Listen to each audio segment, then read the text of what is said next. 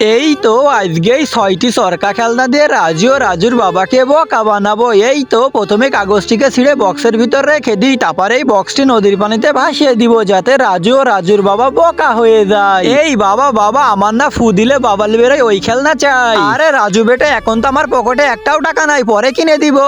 আরে এ কি নদীর পানিতে টিনের বক্স, ওটা কি ভেসে আছে? এই রাজু বেটা, ওই যে নদীর পানিতে একটা জাদুই বক্স ভেসে আছে, দাঁড়া আমি গিয়ে দেখে আসি ওর ভিতর কি থাকতে পারে। এই পানিতে অনেক সাবধানের সাথে লাফ দেবে, কারণ এর ভিতরে অনেক বড় বড় সিলভার মাছ আছে। এই তো বক্সটি আমার কাছে চলে এসেছে, চলো বন্ধুরা সবাই মিলে এবার বক্সটি খুলে দেখি এর ভিতর কি থাকতে পারে। কিন্তু সেটা দেখার আগে, যদি বাবাকে ভালোবাসো তাহলে ভিডিওতে একটি লাইক করে দাও, আর যদি মাকে ভালোবাসো তাহলে ভিডিওতে একটি লাইক করে চ্যানেলটিকে সাবস্ক্রাইব করে দাও। আর হ্যাঁ, কমেন্ট বক্সে এই ইমেজটা কমেন্ট করো, তাহলে বুঝবো তোমরা তোমার মা বাবাকে অনেক বেশি ভালোবাসো।